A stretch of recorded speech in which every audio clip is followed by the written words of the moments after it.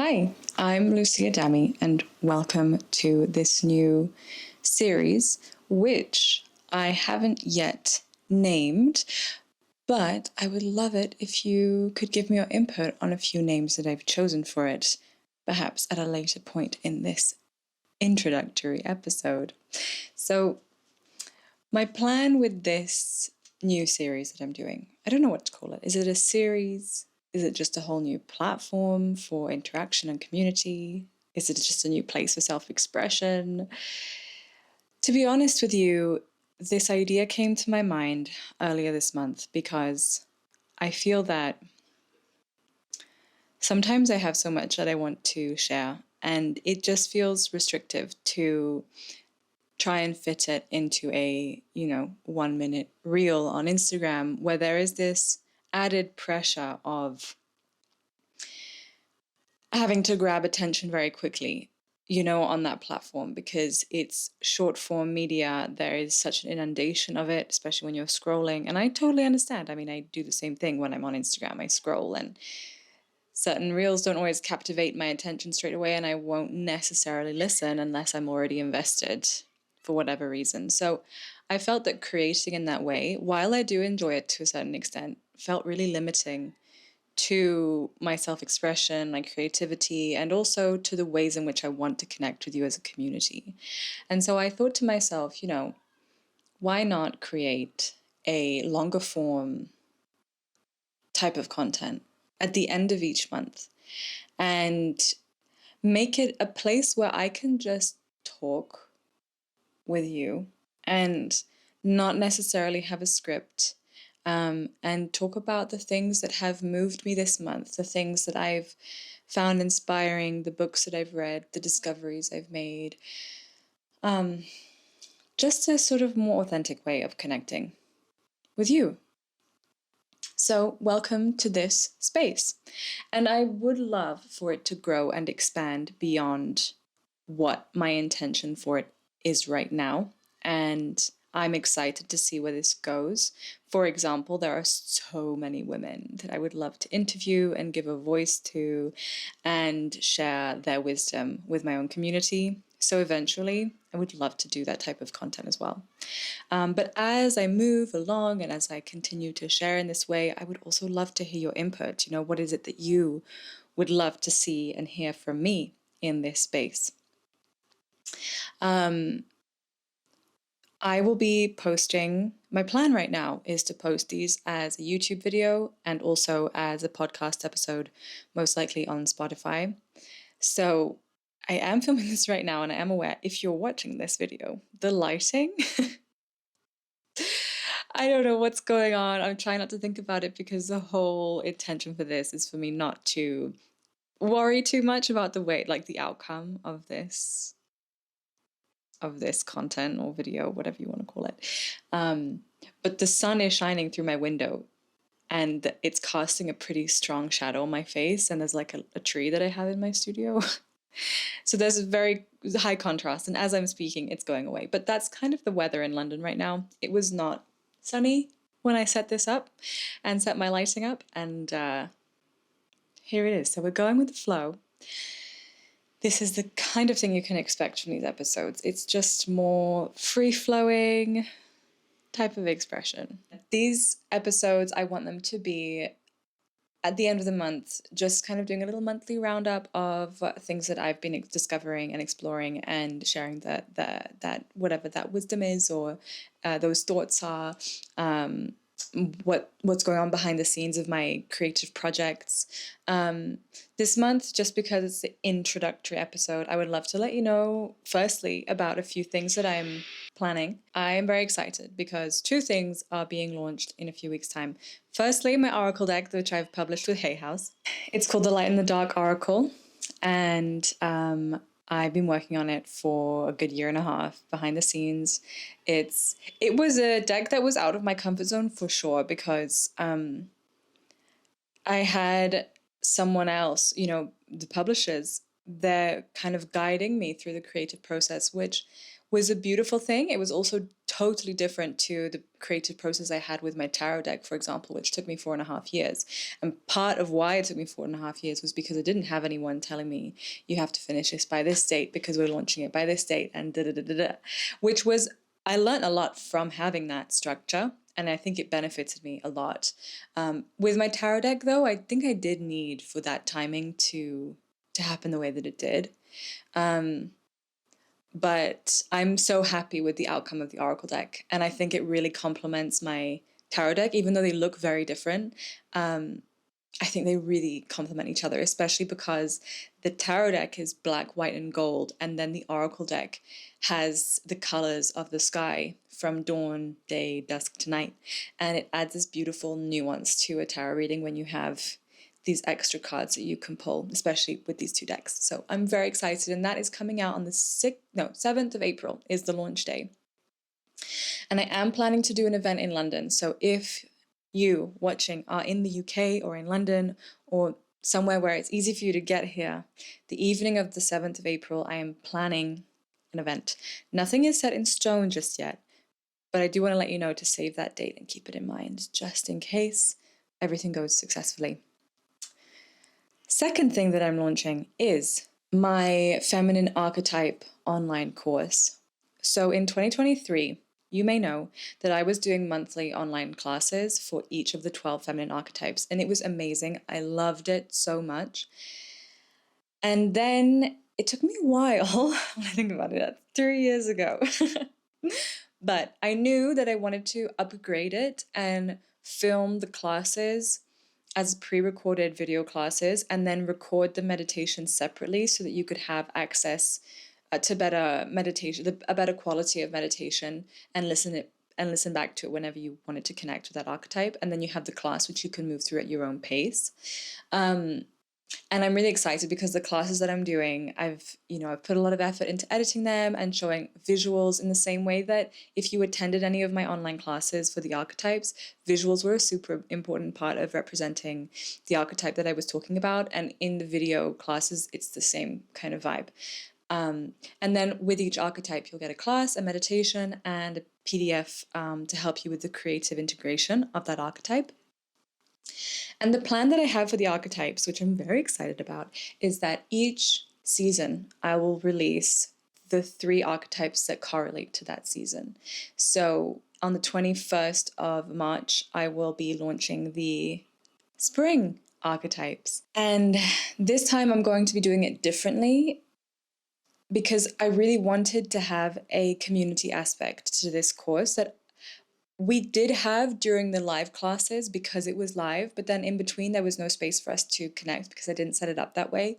And so this time, even though the classes won't be online and there won't be like a live interaction for the class itself, I will be having a platform on which we can interact and connect and work through the archetypes of that season. And on that platform, I will also do live Q&As each month where we can gather, you can ask me your questions, and we can have more of like a conversation around the archetypes. And it won't just be set to one. So whatever season it is, you can work through whichever archetype is calling to you that month. So every season is about 3 months. You can choose which archetype you want to work with each month. That's kind of the structure that I'm moving towards. And I'm pretty certain I'll be using Patreon. So it'll be a subscription model. I think this is exactly what I have been missing in the way that I'm connecting with you as a community, as a space where we can just, gather in, and where it's reliable that you will see what I'm posting, because Instagram is not a reliable space. I had a DM a few months ago from someone who said they'd been following me for the last 6 years and they only just realized I had created a tarot deck. And that blew my mind because, I don't know about what you were seeing on my Instagram around the time that I was releasing my tarot deck, but I was posting like every day about this deck. And I still post quite a bit about it. So, that's the nature of Instagram. And this is another reason why I want to create this different way of connecting with you. So those are the couple things that all my attention is going towards launching at the moment. And I'm very excited. With the Patreon space, there will be more things that I'm offering within the subscription. There'll be different tiers of subscription. I think that's kind of the direction I'm moving towards right now. I'm not sure, so no promises, but because it could just be that I offer one subscription model at one price and then everything is kind of within that. But I think I'm going to do different ones so that if you don't want the archetype course, but you want the other things that I'll be offering on there, there'll be different kind of tiers for that. Now let's talk about names, because I think I'm going to name this series the same as what I named the Patreon account. Here are a few titles. I feel very vulnerable sharing these because I literally just noted them down yesterday evening and I was like, I think I'm going to go with one of these, but now I'm telling you about them and I feel shy. So the first one is the Mystic Feminine. I don't know whether I would go with the Mystic Feminine path or the Mystic Feminine school or just the Mystic Feminine, because I feel like everything that I share can be put into that category of feminine mysticism, right? Living through the feminine, connecting with the feminine, and very much in a spiritual, alchemical way, whether it's tarot, intuition, creative alchemy, the feminine archetypes, this sort of thing. The other name that I'm feeling quite strongly about is the Elysian Pathways, because, as you know, my deck is the Elysian Tarot, and I would love to expand on the essence of what the Elysian Tarot is and what that word Elysian means to me and my work. So the Elysian Pathways, it sort of feels right. It feels right. There is also Elysian School of Mystic Arts, which is like a little more, I don't know, a little more fun, but it's a bit long, is what I feel. So those are the three that I'm dabbling in to choose from. Please let me know if you have any other names that come to your mind. Tell me. The other option is just to go with my name, like Lucia Dami podcast, Lucia Dami school, but I don't know. I don't think it just feels a little boring, a little bit of a boring choice. The only plus side to that is that it's recognizable as mine. So you would maybe make the connection easier. I don't know. These are my thoughts. As I said, this whole journey that I'm on right now, I don't want to overthink things, and it's very in alignment with this fire horse year. From what I've read and what I've understood about this fire horse year is, just create the momentum. Don't overthink things. So that's the route and the way that we are going. Now then, what else do I have to tell you? I mean, this month has been strange. I don't speak about astrology much on my page, but it is something that I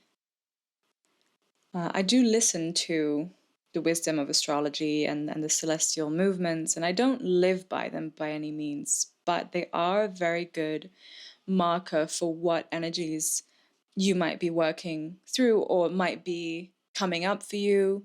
And it also helps a lot to understand when things do arise in your life, such as challenges. It sometimes helps to put a context to them and understand how you're supposed to move through them and why they might be happening.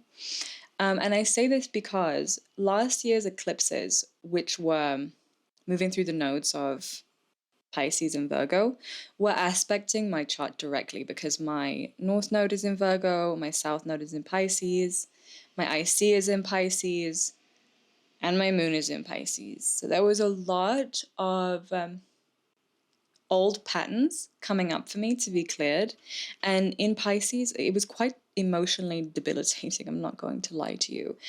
I knew that because this next eclipse is happening on Tuesday, the 3rd of March, I hope this will be posted beforehand because my aim is to post these episodes at the end of each month. But February is a short month and I wasn't prepared for it to end so quickly. So my goal is to have this up to date. And if you're watching it before the 3rd of March, then the upcoming eclipse is in Virgo, I believe, and it's closing up the cycles of last year's eclipses that opened this time last year.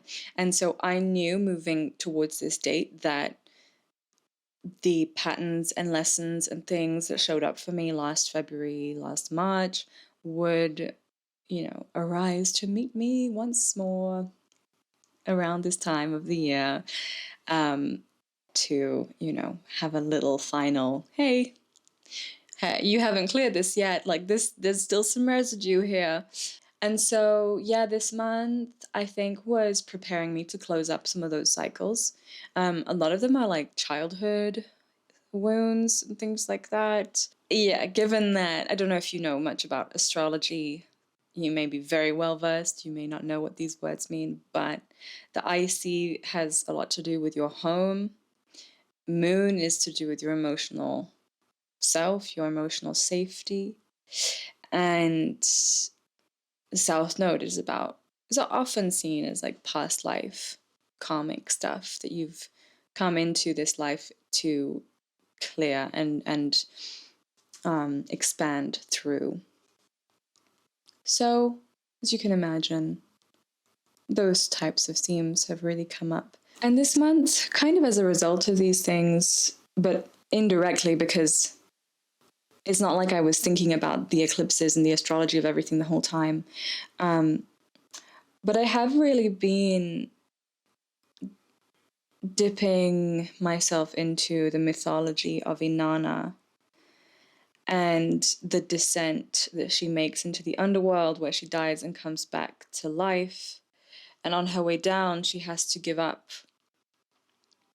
something of a worldly belonging, something that gives her a sense of identity or a connection to the the world of reality above the underworld, right? I don't know what you would call that, like life, who she is. At each gate, as she descends into the underworld, she has to give part of herself up until she finally reaches the underworld and goes through this death and rebirth situation. And it's definitely a myth worth diving into. Maybe I'll do another episode on that because I don't want to go into full detail of explaining the story here. So if that's something that calls you, I definitely recommend that you look into that myth.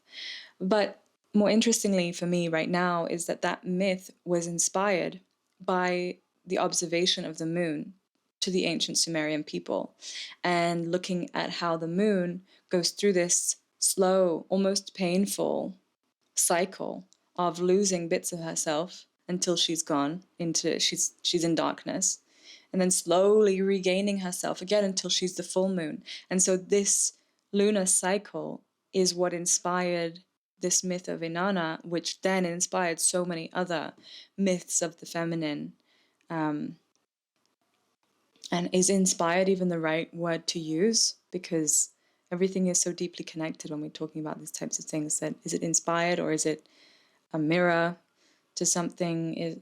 Anyway, staying on the subject of the moon, I've been thinking about this cyclical living that I think women are really deeply connected to, whether they realize it or not. I think some women are more in tune with the fact that they are very cyclical beings, whereas others, it's not such a central part of how they feel. But we are cyclical beings, and I think that's really hard to accept in the world that we live in today, in the Western world that we live in, because there is such an illusion around progress and linear living and linear progress and improvement. And we might be going through a death cycle, like a new moon cycle within ourselves, a menstrual cycle, or whether it's an emotional thing that you're moving through. We might be going through that. And what that asks of us is to honor that cycle, that phase of the cycle, to be in it, to be conscious in it, because there is wisdom and there is gifts. There are gifts in this phase for us. But it's hard to do that when we feel guilty for resting, when we feel like we're not allowed to rest, when we feel like we should be being productive. Why are we so debilitated by this emotional wave that's taking us over? Why are we so exhausted? Why this, why that? And we might try to either get ourselves out of it, or while we're in it, just distract ourselves to avoid feeling it, because we don't know how to bring consciousness into those darker aspects, those more shadowy aspects of our psyche, of our spiritual, emotional selves. And I've been moving through this because I do have a pattern in my life where I will go through these phases emotionally energetically of feeling overwhelmed, like my system is kind of like, it's too much, and then it shuts down. And I'll be in that space for, depending on the cycle, like, and there's no pattern to it, like it doesn't actually align with my menstrual cycle or the lunar phases. Sometimes it's a few days, sometimes it's a few weeks, it depends. I never really know when it's going to happen. It's like a whole system shut down, and I'll be in it and I'll feel terrible about it. I'll criticize myself, especially as an entrepreneur. I run my own business. I'm an artist, like there's, but my art is my work. There is this pressure that I put on myself, obviously, to show up and continue the momentum. But these phases hit, and it's like I said, it's a shutdown. And what I realized recently is that no matter how aware I am on like a conscious level of where this pattern might come from my childhood, from this, from that, or why it's happening, and I can understand it psychologically, I haven't actually been able to consistently bring my consciousness into those, whatever you want to call them, those phases of my inner night, my inner winter, my inner death phase. And if I don't bring my consciousness into it, then I can't extract the gift of that phase, because I'm too busy either distracting myself, feeling guilty about it. I'm exaggerating a little bit, but that's the truth. And so my goal now is to try and bring my consciousness into that space when it arrives, and to not fear it, because what has happened throughout my life is that when I'm in a space where I have lots of energy and motivation and creativity, there'll be a little voice like, well, don't expect this to last, because the pattern. You'll crash, you'll descend. And now I'm like, well, yeah, normal. So does the moon. Every month, she goes into darkness. So if this is something that I can accept about my cyclical nature, that means that there must be something in it for me. And as painful as it might feel, if I can transform the narrative that I have around it and take it as, integrate it as part of my feminine wisdom and my feminine self, then actually it is for me. It's not against me. And I do believe that through this work, this new direction that I'm taking with this pattern within me, this shadow, I do believe that it will become a lot easier to manage. And that, because I've been trying to work through this pattern for the last year and a half more consciously, a large part of this medicine is in my oracle deck, the Light in the Dark oracle, because that whole deck is about the medicine of cyclical living, the phase of dawn, the phase of day, the phase of dusk, the phase of night, what each one represents and what each one has to gift us, what the wisdom in each of those phases is. And the beautiful thing about this deck is that you might be in a night phase, in yourself, you might be aware of that, but you might be pulling dawn cards because the deck is like, in this phase of rest and surrender, in the realm of darkness, here are the seeds that you should be planting. And you might be in the phase of day in yourself, like full of motivation, flourishing, at your peak. And you might be pulling night cards or dusk cards because it's telling you, what wisdom you might benefit you from those other phases to help you really in this day. It was funny, actually. The other day I was filming some content for my oracle deck, and my partner was he was filming the cards, and I was shuffling and pulling cards, and I kept pulling dawn cards. And obviously for the video I wanted to pull different cards to show the different phases, the different colors, but I was literally only pulling, I think I pulled like 5 dawn cards in a row.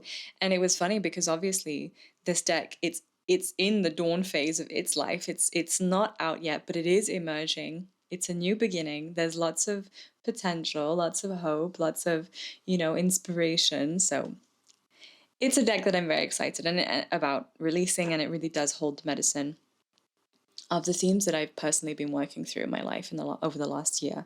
But this realization around the bringing the consciousness into the darkness has this new kind of way of, this new framework, I guess you could say, around this story has really landed for me in the last few months specifically.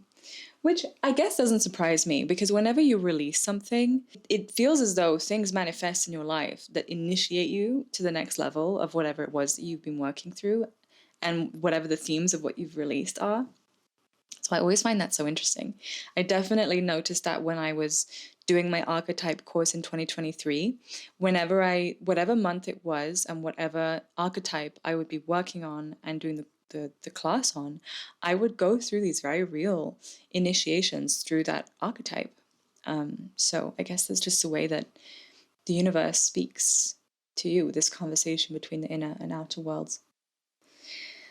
Anyway, I could go on and on and on. I don't know how long this video is, but or this episode, this recording is, depending where you are engaging with it. But I think I will wrap it up here. As I said, please do give me your feedback. Tell me what you think about the names. Let me know what you think about what I've shared. Ask me your questions. Let me know what other things you would like me to talk about. This is really a new beginning and it's open. Nothing is set in stone here. So I would love for you to be a part of its expansion and development. And thank you so much for being here, being a part of this journey with me. It really means the world. Thank you. Bye.